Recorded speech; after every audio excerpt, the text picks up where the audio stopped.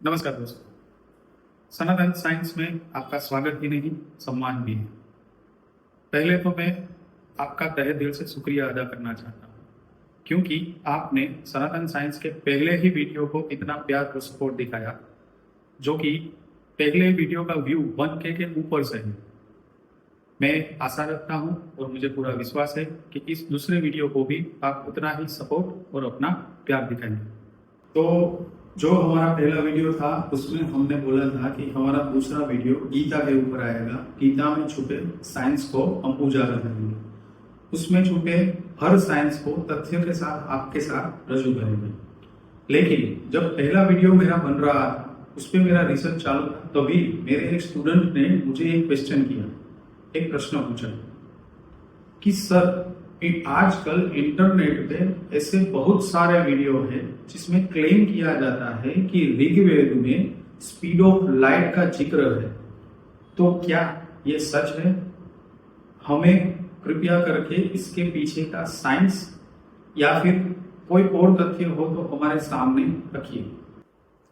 तो दोस्तों, जैसे हमने पहले वीडियो में बताया था कि आपका हर सवाल जो हमारे रिचुअल के बारे में होगा या किसी भी और सवाल जो हमारे सनातन धर्म पे होगा, उस पे हम पूरा रिसर्च करेंगे। पूरा रिसर्च करके आपको दिखाएंगे कि इसमें साइंटिफिक तथ्य क्या है। अगर नहीं भी है तो ये भी बताएंगे।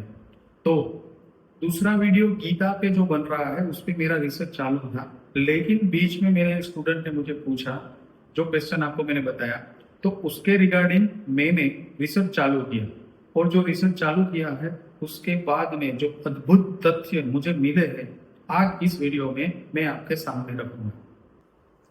तो पहले तो मैं आपकी एक गलतफहमी दूर करना चाहूंगा कि मेरे रिसर्च के अनुसार ऋग्वेद में सीधे तौर पर ऐसा कहीं नहीं दिखाया गया, यानी लाइट ऑफ स्पीड का जो फॉर्मूला है या तो लाइट ऑफ स्पीड का जो मेजरमेंट है वो सीधे तौर पे ऋग्वेद में कहीं नहीं दिखाया है। जी हाँ दोस्तों, आपने सही सुना, ऋग्वेद में ऐसा कहीं भी नहीं है, सीधे तौर पे तो नहीं है। तो फिर ऐसा जो आजकल के जो आर्टिकल्स में छप रहा है, जो बहुत नामी गरामी लोग ये जो दावा कर रहे हैं कि ऋग्वेद में स्पीड ऑफ लाइट का जिक्र है, ऐसा क्यों हुआ? तो आइए इसे समझते हैं। एक्चुअली ऋग्वेद पर कई स्कॉलर ने अपनी कमेंट्री या फिर भाष्य दिया है। उनमें से एक 14th सेंचुरी के महान आचार्य थे जिनका नाम था शायणाचार्य। ये जो श्लोक है, ये जो फेमस श्लोक है जो स्पीड ऑफ लाइट की मेजरमेंट बताता है, वो उन्हीं में से लिया गया। तो दोस्तों, इस श्लोक के बारे में जाने इससे पहले हम जान लेते हैं कि ये महर्षि शायणाचार्य कौन थे। तो महर्षि शायणाचार्य ईस्वी सन 1315 के आसपास विजयनगर एम्पायर में जिसका जन्म हुआ था, जो कि साउथ इंडिया में। तो दोस्तों, इस श्लोक उनके गुरु और भाई माधवाचार्य, जिसको हम विद्यारण्य के नाम से भी जानते हैं, उनके मार्गदर्शन से उन्होंने ऋग्वेद, यजुर्वेद, सामवेद, अथर्ववेद और अन्य अनेक ग्रंथों पर अपने भाष्य लिखे। So friend, their complete collection is known as a माधवीय वेदांत प्रकाश। और इंटरेस्टिंग बात यह है कि वेस्टर्न स्कॉलर जैसे कि H.H. विल्सन, जो कि ऑक्सफोर्ड यूनिवर्सिटी के संस्कृत के प्रोफेसर थे, उन्होंने भी अपने ट्रांसलेशन में इन्हीं का यूज किया है। तो दोस्तों, शायणाचार्य का जो श्लोक है वो इस प्रकार है। योजना नाम सहस्रद्वे द्वे शते द्वे च योजने एकेन निमिषाभेन क्रममाण नमोस्तुते। तो दोस्तों, इसका सीधा सा ट्रांसलेशन ये है, with deep respect I go down to the sun who travel 2202 योजनास इन अ हाफ निमिष। यानी हे सूर्य, मैं आपको प्रणाम करता हूँ जो आप आधे निमिष में 2202 निमिष का अंतर तय करते हैं। तो दोस्तों, इस श्लोक को हम साइंटिफिक वे में डिकोड करते हैं। इसको समझने के लिए हमें स्टेप बाय स्टेप चलना पड़ेगा, यानी एक एक वर्ड है उसका मीनिंग ढूंढ के उसको समझना पड़ेगा। तो आइए दोस्तों, इसे वर्ड टू वर्ड डिकोड करते हैं।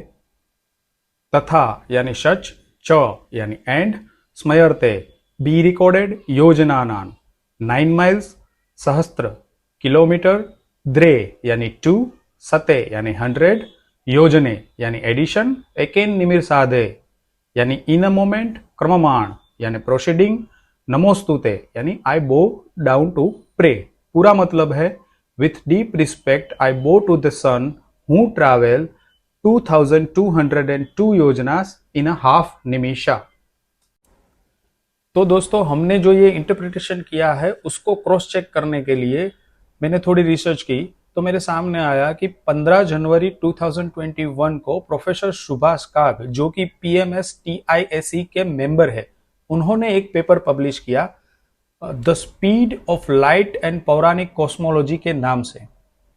उस पेपर में भी उन्होंने ये जो श्लोक है उसको हूबहू हमारे ही ट्रांसलेशन जैसा ही बताया गया है।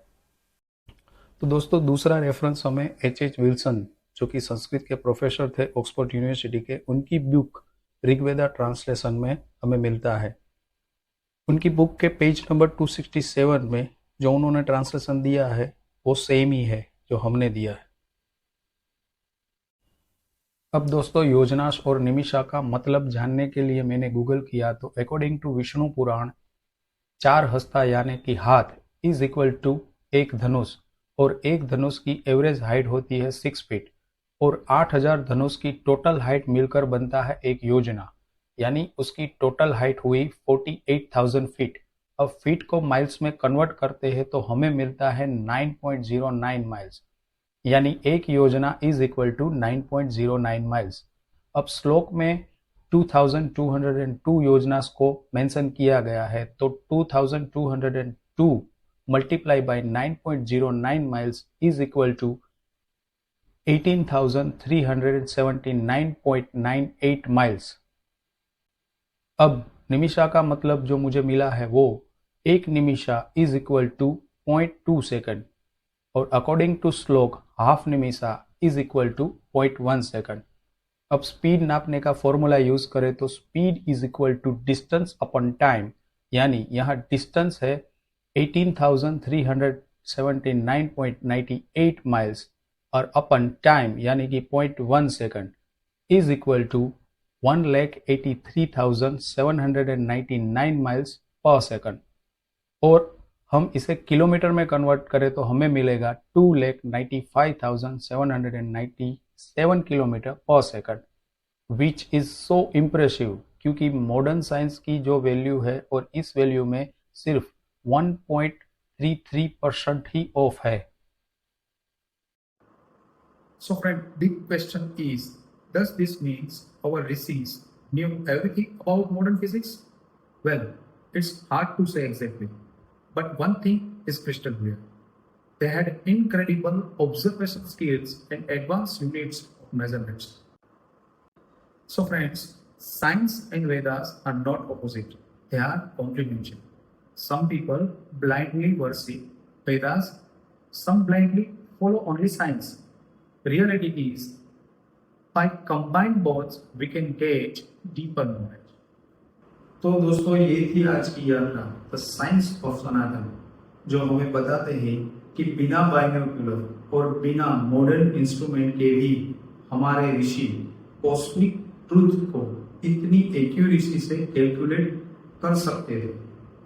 सो friends, see you soon in the next video with another exciting fusion of science and future. Namaskar.